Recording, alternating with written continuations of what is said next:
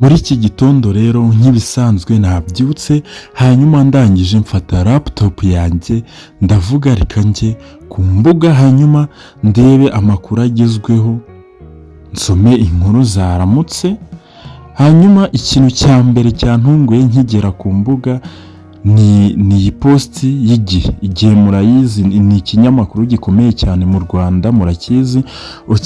Iyi post rero yavugaga ko ngo YouTube igiye gutangiza gahunda yo gutangira gusiba amavideo akoreshwa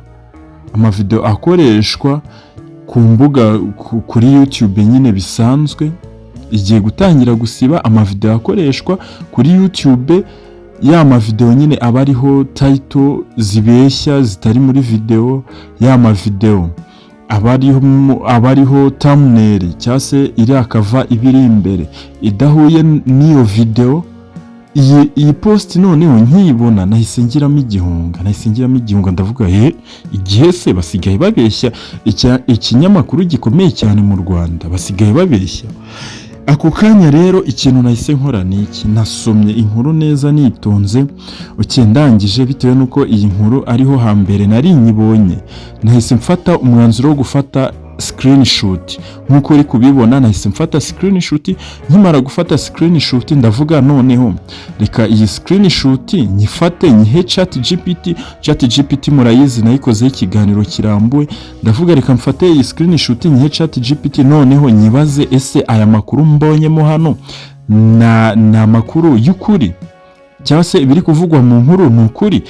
Ikintu nabajije ChatGPT cya mbere, ChatGPT ahise nsubiza nta kindi ahise mbwira ndashobora kugenzura niba ibi ari ukuri cyangwa se niba ibi ngibi atari ukuri. Ikintu cya mbere ChatGPT yambwiye amakuru ajyanye n'icyo kibazo kuri murandasi, ndibutse neza ko bishoboka ko YouTube yatangaje politike nshya ku bijyanye na clickbait. Reka mbikurikirane neza. Ikimbwira ibi ngibi noneho ikintu yahise ikora, ChatGPT yahise inyandikira igitabo cy'amakuru cyangwa se cy'inkuru iri kuvugwa ko YouTube igiye kugisiba video abantu bakoresheje idahuye n'ibiri muri video bwayo. Nahise ntangira gusoma sasa. Nkitangira gusoma nahise nsoma nibyo YouTube yatangaje politike nshya yo kurwanya clickbait, aho izajya isiba amashusho afite umutwe cyangwa se ishusho thumbnail biyobya abareba ntibahure n'ibikubiye mu mashusho nyirizina. Iyi politike izatangira mu Buhinde ikazakurikizwa mu bindi bihugu mu mezi ari imbere. Urumva neza ko iyi politike yo gutangira gusiba izi video cyangwa se iyi programme nshyashya nyine YouTube igiye gutangirira mu Buhinde. Mu Buhinde niho igiye gutangira, noneho izaza no mu bindi bihugu bya Afurika. Noneho reka dukomeze, twakomeje inkuru yacu. Mu rwego rwo gushyira mu bikorwa iyi politike, YouTube izibanda ku mashusho arebana n'amakuru yihutirwa cyane ibiri kuba muri iki gihe, cyane iyo afite umutwe udatanga ukuri kubikubiye mu mashusho. Urugero, amashusho afite umutwe uvuga ngo perezida yeguye. Urumva ko mbega iyo nkuru uvuze ngo perezida yeguye kandi perezida wenda urugero ateguye, nyamara nta makuru yerekeye kwegura arimo, azajya asibwa mu ntangiriro. YouTube izajya isiba ayo mashusho nta bihano byihariye. Urabyumva, izajya isiba ayo mashusho nta bihano byihariye mu gihe itari yashyiraho ibihano. Mbega ni nko guhugura abantu, urumva, ni nko guhugura abantu, izajya ihugura abantu. Iyi porogaramu izatangira iri guhugura abantu. Iyo video washyizemo ibyo ngibyo bayisibe. Reka dukomeze kwanza. abayerekana ahubwo igamije kubanza kubigisha, hanyuma ikazibanda mu mashusho mashya azajya acishwa ku rubuga.